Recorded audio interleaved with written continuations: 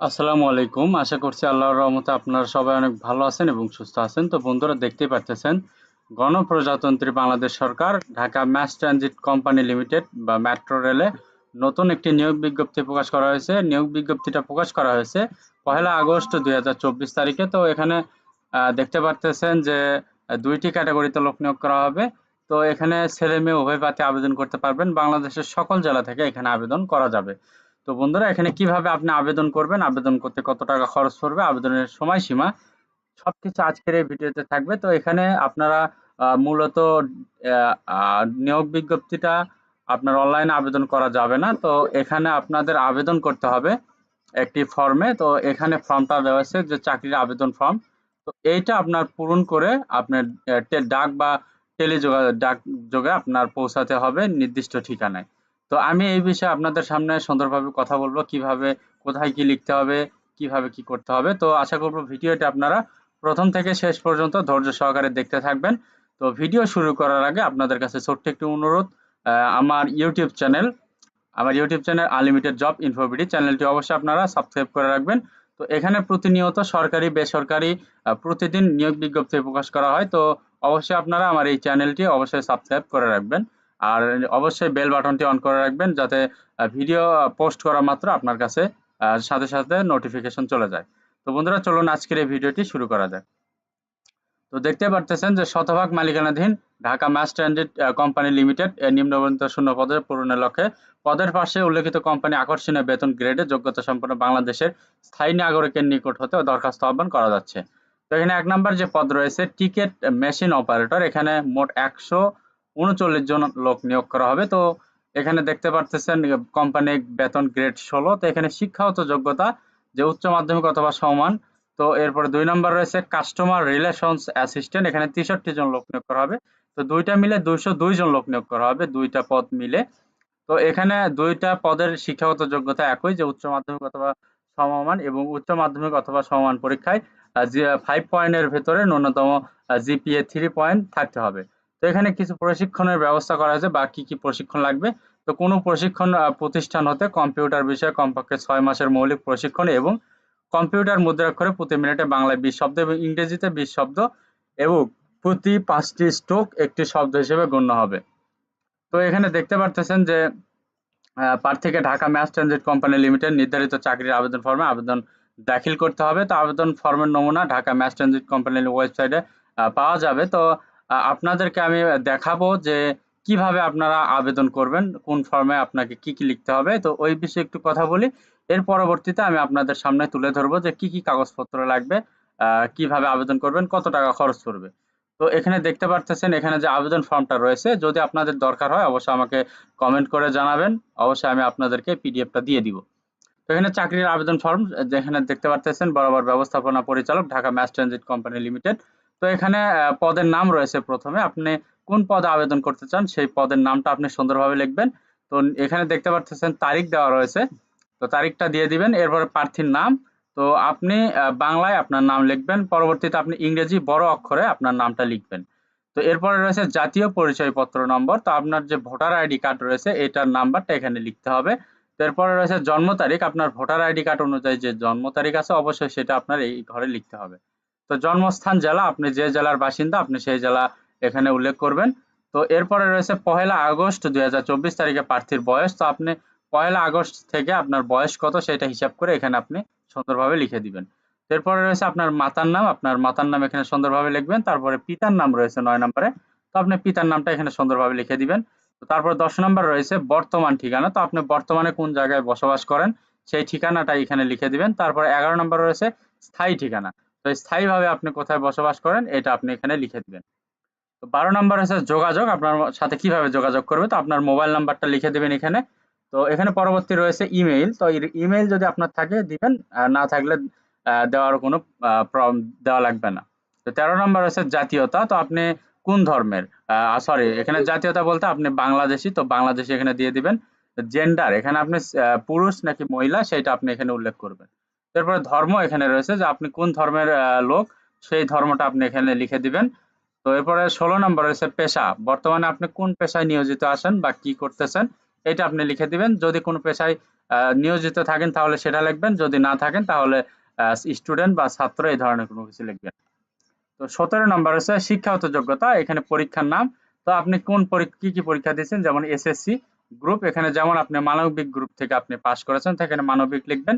CGPA, তো আপনি মানবিক বিভাগ থেকে কত পয়েন্ট পেয়েছেন সেটা আপনি এখানে লিখবেন। সর্বনিম্ন 3 পয়েন্ট পেতে হবে বা সর্বনিম্ন 3 পয়েন্ট থাকতে হবে। তো পরবর্তীতে এখানে রয়েছে এইচএসসি, তো এইচএসসি দিয়ে দিবেন, তারপরে গ্রুপ দিবেন মানবিক, তো এরপরে আপনি এইচএসসি তে কত পয়েন্ট পেয়েছেন সেটা লিখবেন। তারপরে রয়েছে এখানে এখানে দেবেন বিএ, অথবা আপনার যদি কোনো ডিগ্রি থাকে দিবেন, না থাকলে দেওয়ার দরকার নাই। তো এখানে প্রশিক্ষণের বিবরণ, তো আপনি কোথায় কিভাবে কি প্রশিক্ষণ নিয়েছেন সেটা আপনি এখানে সুন্দরভাবে 2 লাইন বা 3 লাইনের ভেতরে লিখে দিবেন। তারপরে 19 নম্বর হচ্ছে অভিজ্ঞতার বিবরণ যদি থাকে, যদি আপনার কোনো অভিজ্ঞতা থাকে বর্তমানে বা যদি আপনার কোনো অভিজ্ঞতা থাকে অবশ্যই আপনি সেটা উল্লেখ করে লিখবেন। তারপরে রয়েছে সোনালী ব্যাংক এর পে অর্ডার বা ব্যাংক ড্রাফট নম্বর। তো আমি আপনাদেরকে দেখাবো যে কত টাকা ব্যাংক ড্রাফট করতে হবে। তো এখানে তারিখ দেওয়া রয়েছে, আপনি কোন তারিখে ব্যাংক ড্রাফট করছেন সেই তারিখটা এখানে সুন্দরভাবে লিখে দিবেন। তো এখানে ব্যাংকের শাখার নাম, আপনি কোন শাখা থেকে টাকাটা পে অর্ডার করছেন সেই শাখার নাম এখানে লিখে দিবেন। তো তারপরে রয়েছে এখানে লেখা রয়েছে আমি এই মর্মে অঙ্গীকার করছি যে উপরে বর্ণিত তথ্যাবলী সম্পূর্ণ সত্য, মৌখিক পরীক্ষার সময় উল্লেখিত তথ্য প্রমাণের জন্য সকল মূল সার্টিফিকেট ও রেকর্ড পত্র উপস্থাপন করব। কোন তথ্য অসত্য প্রমাণিত হলে আইনানুগ ব্যবস্থা বা শাস্তি ভোগ করতে বাধ্য থাকব। তো এখানে আপনি তারিখটা লিখে দিবেন যে তারিখে আপনি এটা ডাকযোগে প্রেরণ করবেন। তো এখানে প্রার্থীর স্বাক্ষর রয়েছে, আপনি এখানে স্বাক্ষরটা দিয়ে দিবেন। তো এখন আপনাদেরকে দেখাবো যে আপনার এখানে আবেদন করতে বা আপনি কিভাবে কি করবেন। তো এখানে রয়েছে যে শিক্ষা ক্ষেত্রে কোনো পর্যায়ে ৩য় শ্রেণী বা সমমানের ফলাফল প্রাপ্তদের আবেদন করার প্রয়োজন নাই। তো এখানে আবেদনকারীকে অবশ্যই নিম্নলিখিত কাগজপত্র দিয়ে প্রথম শ্রেণীর গ্যাজেটেড কর্মকর্তার নাম সিল সহ কর্তৃপক্ষের সত্যায়িত করে আবেদনপত্রের সঙ্গে সংযুক্ত করতে হবে। তো এখানে রয়েছে সাম্প্রতিক তোলা পাসপোর্ট সাইজের 2 কপি রঙিন ছবি, জাতীয় পরিচয়পত্রের ছায়ালিপি, সকল শিক্ষাগত যোগ্যতা সনদপত্রের ছায়ালিপি, মাধ্যমিক ও উচ্চ মাধ্যমিক শিক্ষার মার্কশিট এবং ছায়ালিপি এবং প্রশিক্ষণ সনদের ছায়ালিপি। তো এখানে দেখতে পাচ্ছেন 5 নম্বর রয়েছে পরীক্ষার ফি বাবদ ঢাকা ম্যাস ট্রানজিট কোম্পানি লিমিটেডের অনুকূলে প্রার্থীদের 1000 টাকার পে অর্ডার ব্যাংক ড্রাফট অফেরতযোগ্য সোনালী ব্যাংকের যে কোনো শাখা হতে মূল কপি আবেদনপত্রের সঙ্গে জমা দিতে হবে। তো মাধ্যমিক সার্টিফিকেট পরীক্ষা, এসএসসি বা সমমানের সনদপত্রে উল্লেখিত জন্ম তারিখ অনুযায়ী নিয়োগ বিজ্ঞপ্তির তারিখ পর্যন্ত প্রার্থীর বয়স গণনা করা হবে। তো বয়সের জন্য কোনো প্রমাণক গ্রহণযোগ্য হবে না। প্রার্থীদের 1 আগস্ট 2024 তারিখে 18 থেকে 30 বছর বয়সের মধ্যে হতে হবে। তো মুক্তিযোদ্ধার সন্তান এবং শারীরিক প্রতিবন্ধী প্রার্থীদের ক্ষেত্রে বয়সের ঊর্ধ্বসীমা 32 বছর পর্যন্ত। তো এখানে দেখতে পাচ্ছেন 8 নম্বর হচ্ছে একজন প্রার্থী কেবলমাত্র একটি পদে আবেদন করতে পারবেন। প্রার্থী যে পদের জন্য আবেদন করুক না কেন উভয় পদের জন্য আবেদন করেছেন বলে বিবেচিত হবেন। তো টিকিট মেশিন অপারেটর বা কাস্টমার রিলেশন অ্যাসিস্ট্যান্ট পদ সমমানের এবং পরস্পর বদলিযোগ্য। তো কোটার ক্ষেত্রে জনপ্রশাসন মন্ত্রণালয় গত 23 জুলাই 2024 তারিখে সংখ্যক প্রজ্ঞাপন প্রযোজ্য হবে। তো সরকারি আধা সরকারি স্বায়ত্তশাসিত কোম্পানি প্রকল্পে কর্মরত প্রার্থীদের যথাযথ কর্তৃপক্ষের মাধ্যমে আবেদন করতে হবে। প্রয়োজনীয় সকল অন্যান্য প্রয়োজনীয় সরঞ্জাম সঙ্গে আনতে হবে। তো প্রবেশপত্রে প্রদর্শ নির্দেশনা এই ক্ষেত্রে প্রযোজ্য হবে। তো মৌখিক পরীক্ষার সময় অবশ্যই প্রার্থীদের সকল শিক্ষাগত মূল সনদ, কম্পিউটার প্রশিক্ষণের সনদ, মাধ্যমিক ও উচ্চ মাধ্যমিক পরীক্ষার মার্কশিট, জাতীয় পরিচয়পত্র প্রদর্শন করতে হবে। প্রযোজ্য ক্ষেত্রে বিভাগীয় প্রার্থীদের বয়সসীমা শিথিলের যোগ্য, মূল প্রমাণক সঙ্গে আনতে হবে। তো আবেদনপত্র যাচাই বাছাই নিয়োগের ক্ষেত্রে কোম্পানি কর্তৃপক্ষের সিদ্ধান্ত চূড়ান্ত বলে গণ্য হবে এবং কোম্পানি কর্তৃপক্ষ ইচ্ছা করলে পদ সংখ্যা হ্রাস বৃদ্ধি করতে পারে। তো এখানে দেখতে পারতেছেন যে চূড়ান্তভাবে মনোনীত প্রার্থীকে কোম্পানির যোগদানের সময় 300 টাকা নন জুডিশিয়াল স্ট্যাম্পে অঙ্গীকারনামা মুচলেকা প্রদান করতে হবে। তো কোনো প্রার্থী কোনো তথ্য গোপন করলে, মিথ্যা তথ্য প্রদান করলে অথবা প্রতারণা আচরণ নিলে নিয়োগ প্রক্রিয়ার যে কোনো পর্যায়ে কোনো নোটিশ প্রদান ব্যতি রেখে তাৎক্ষণিক প্রার্থিতা নিয়োগ বাতিল করা হবে। অপরাধের ধরন মাত্রা বিবেচনা আবেদনকারীর বিরুদ্ধে আইনানুগ ব্যবস্থা গ্রহণ করা হবে। এখানে 24 নম্বর আছে যে কোনো ধরনের তদবির ব্যক্তিগত যোগাযোগ প্রার্থীর অযোগ্যতা হিসেবে গণ্য হবে।